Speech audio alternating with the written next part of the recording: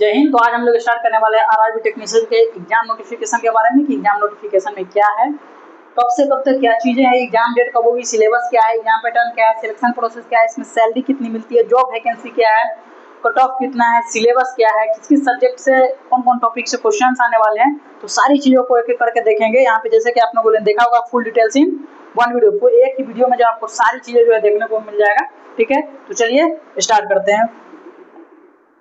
सबसे फर्स्ट में हमारा क्या है देखिएगा,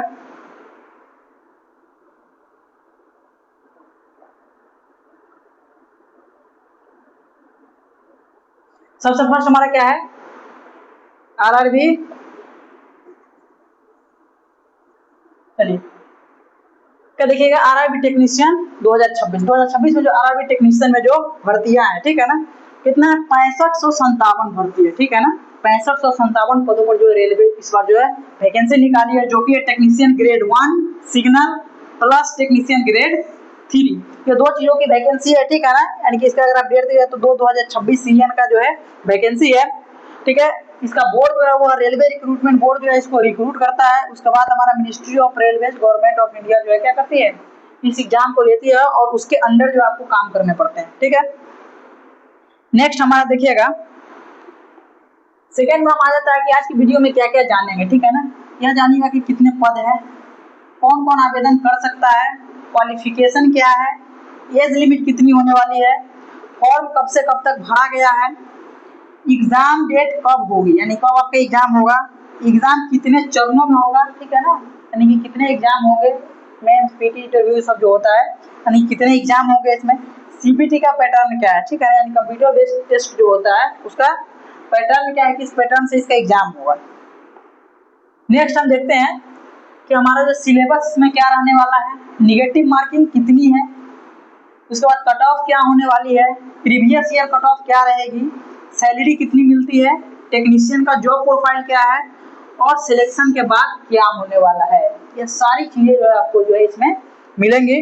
ठीक है, तो देखिएगा सबसे पहले भर्ती का नाम है रेलवे टेक्नीशियन रिक्रूटमेंट 2026, कुल पद हमारा आ जाता है 6557, जो कि मैंने अभी आपको बताया। ठीक है, इसमें जो है टेक्नीशियन ग्रेड 1 सिग्नल के लिए जो है 323 वैकेंसी है और ग्रेड 3 के लिए जो है 6234 वैकेंसी है। टोटल मिला के आपका जो है 6557 वैकेंसी है।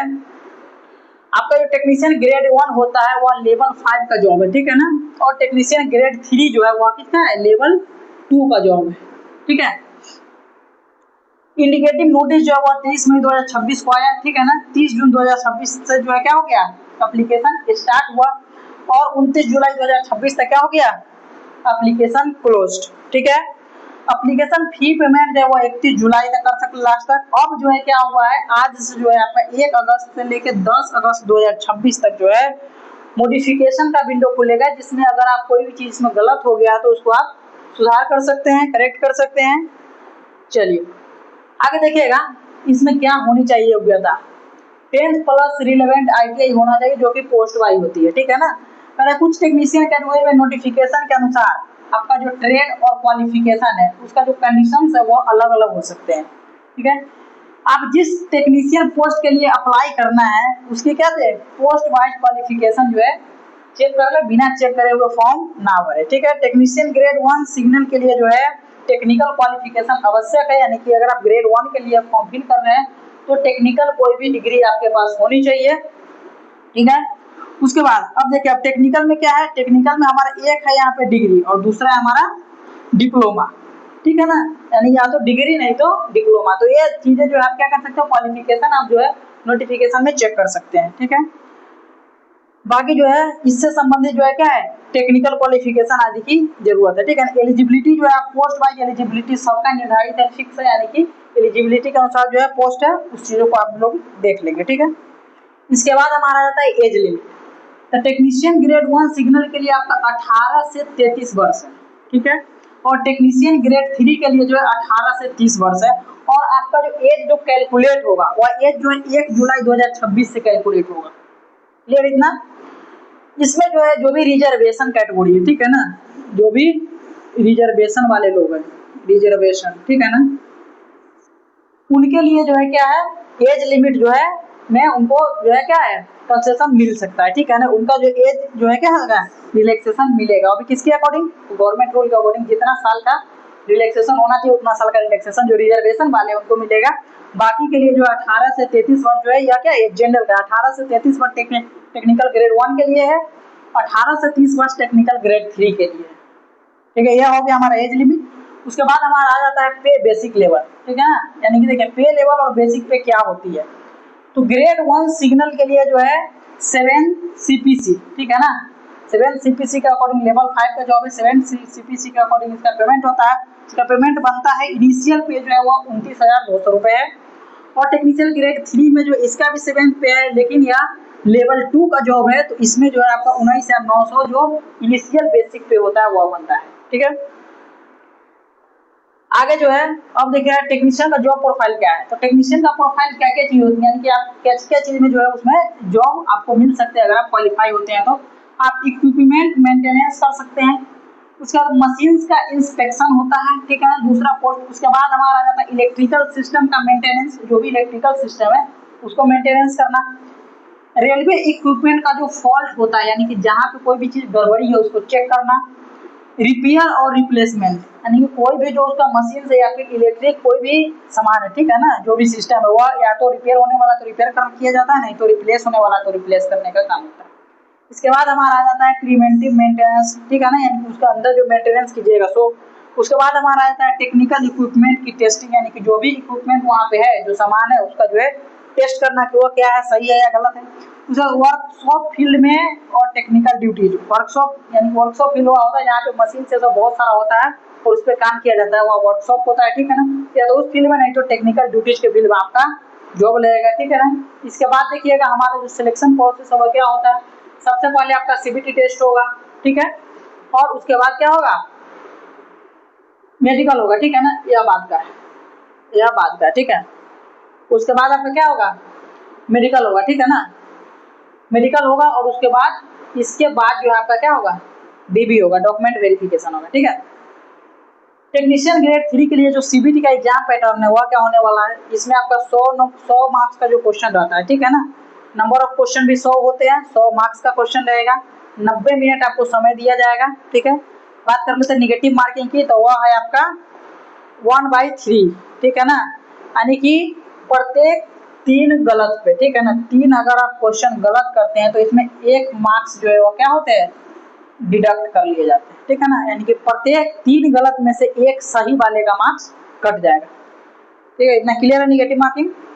अब जो हमारा आता है नेक्स्ट हमारा आता है कि टेक्निशियन ग्रेड 3 सीबीटी में मुख्य सब्जेक्ट कौन कौन से, यानी कौन कौन सब्जेक्ट आपको जो है पढ़ने पड़ेंगे। तो आपका हो जाता है मैथमेटिक्स, रीजनिंग, जनरल साइंस और जनरल अवेयरनेस, ठीक है। इसमें जो है जनरल साइंस का वेटेज थोड़ा सा ज्यादा है, ठीक है ना, तो जनरल साइंस पे ज्यादा फोकस करना वो हम आगे बात कर लेंगे, ठीक है। सब्जेक्ट वाइज वेटेज जो है यहाँ पे देख लीजिएगा, जैसे कि 25 क्वेश्चन जो है आपका मैथ्स का है, ठीक है, जो 25 नंबर का है, यानी कि प्रत्येक क्वेश्चन में अभी बताया कि 1-1 मार्क्स का है। जनरल इंटेलिजेंस रीजनिंग भी 25 क्वेश्चन है, 25 मार्क्स का है। लेकिन जनरल साइंस जो है वो 40 क्वेश्चन है और 40 मार्क्स का है, ठीक है, सबसे ज्यादा वेटेज का जनरल साइंस है। उसके बाद जनरल अवेयरनेस हमारा 10 क्वेश्चन रहेगा, 10 मार्क्स का रहेगा, टोटल आपके मिला के होगा 100 क्वेश्चन 100 मार्क्स, ठीक है। तो यह सीबीटी का पैटर्न पता हो गया आपको। चलिए नेक्स्ट देखिएगा। अब देखिए मैथमेटिक्स में जो कौन कौन से टॉपिक्स आपके क्वेश्चंस आने वाले हैं, ठीक है। सबसे पहले आपका है नंबर सिस्टम हो गया, डेसिमल फ्रैक्शन हो गया, रेशियो प्रोपोर्शन हो गया, प्रॉफिट एंड लॉस हो गया, टाइम एंड वर्क हो गया, मेंसुरेशन हो गया, ज्योमेट्री हो गया, स्टैटिक्स हो गया, कैलेंडर एंड क्लॉक हो गया, एलिमेंट्री प्रोबेबिलिटी हो गया, बोर्ड मास से क्वेश्चन आ जाएगा, फिर आपका एलसीएम एचसीएफ है, परसेंटेज है, सिंपल एंड कंपाउंड इंटरेस्ट एसआईसीआई है, टाइम एंड डिस्टेंस है, अलजेब्रा से आ जाएगा जो कि एडवांस मैथ्स में आता है, ट्रिगोनोमेट्री है, एज है और पाइप एंड सिस्टम्स है। यानी कि मैथमेटिक्स में जो है इतने सारे टॉपिक से जो है आपके क्वेश्चंस आने वाले हैं, ठीक है।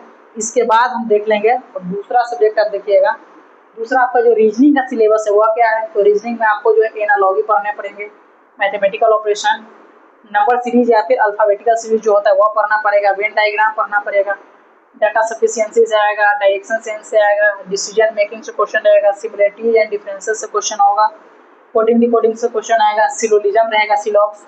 उसके बाद ब्लड रिलेशन रहेंगे, डाटा इंटरप्रिटेशन रहेंगे, क्लासिफिकेशन होंगे, स्टेटमेंट एंड कंक्लूजन होंगे, एनालिटिकल रीजंस होंगे, ठीक है, रीजनिंग होंगे। इतने सारे टॉपिक्स जो आपके रीजनिंग के क्वेश्चंस बनेंगे।